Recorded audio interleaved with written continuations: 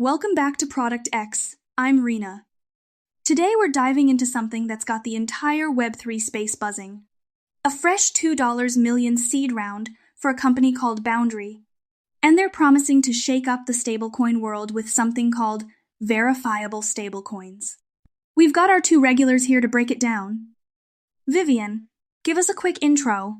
Hey everyone, I'm Vivian Liu, Senior Angel Investor at Pre-Angel Fund, and I've been tracking Web3 infrastructure for over a decade now. And Nolan? Nolan here, former CTO at a major Silicon Valley tech company, now focused on blockchain architecture and cryptographic systems.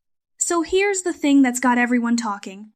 Stablecoins already have giants like USDT and USDC dominating the market. How does a brand new startup convince Polychain Capital and a bunch of seasoned crypto dalal to hand over $2 million in angel funding? Vivian, what's driving this? Honestly, it's all about the paradigm shift. We're moving from trusting a central authority with your money to trusting math. What Boundary is doing is addressing the biggest pain point in current stablecoins: opacity. You have to take Tether's word that they actually have the dollars backing every token. Boundary's pitch is radical transparency through ZK proofs, plus they're offering native yield. That's huge for institutional money that's currently sitting on the sidelines waiting for something they can actually verify. So it's the transparency plus yield combo that's the hook. But Nolan, here's where my brain hits a wall. How do you actually make a stablecoin verifiable without collateral? That sounds almost too good to be true. That's the magic of zero-knowledge proofs. Think about it this way. Normally, if I wanted to prove I have money in my account, I'd show you the bank statement. Expensive, slow, exposes everything. With ZK, I can give you a cryptographic proof that mathematically confirms yes.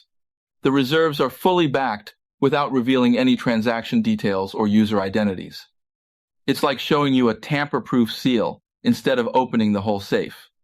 Plus, they've built in automated yield strategies through smart contracts, so the stablecoin itself generates returns.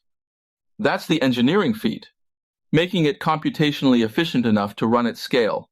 Okay, so we've got the tech doing the heavy lifting on trust. But let's talk real talk. What are the actual moats here? What's going to stop a bigger player from copying this? Vivian? The moat is twofold. First, it's network effects and liquidity. Whoever captures stablecoin market share first gets the compounding advantage because every DeFi protocol needs a reliable stablecoin as the base layer. Second, and this is critical, it's the regulatory chess game. Boundary has picked a technically brilliant angle, but they still need to navigate SEC and global banking regulations. The teams that figure out the compliance layer first will win. That's why you see institutions piling in. They're not just betting on the tech. They're betting on the team navigating the legal maze. Let me add a technical nuance there. The real barrier isn't just the ZK implementation. It's optimizing the circuit design for high-frequency transactions. Generating zero-knowledge proofs is computationally expensive. If their system can't handle thousands of transactions per second without lag, the user experience dies. Plus, any bug in the smart contract or ZK circuit becomes $1 million hack target. Their long-term survival depends on rigorous security audits and continuous optimization. That's the unglamorous but essential work that actually determines success. That's a great point. The execution gap between a white paper and production-ready code is enormous. Let's shift gears a bit. One thing I'm hearing a lot is that this could challenge USDT's dominance. Is that realistic, or is that overhyped? Vivian? It's definitely not overnight, but the trend is undeniable. USDT's market share has been slowly eroding as transparency demands increase. The question isn't whether the market shifts, it's how fast. And speed depends on whether Boundary can actually onboard major exchanges and DeFi protocols. That's where their Polychain connection matters. Those VC relationships open doors to ecosystems that can drive adoption fast. Nolan, last word from the tech side. What would make you say this is the real deal versus cool tech, but probably won't scale? Honestly, I'll believe it when I see sustained mainnet performance. The theory is solid. The question is whether they can maintain ZK proof generation under real production load without compromising on security. Show me 6 months of transparent on-chain audits with zero exploits, and then we can talk about disrupting the giants.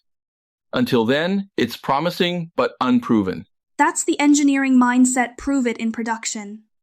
All right, let's do a quick lightning round to wrap up. Quick fire answers, no overthinking. First question, biggest surprise in this funding round?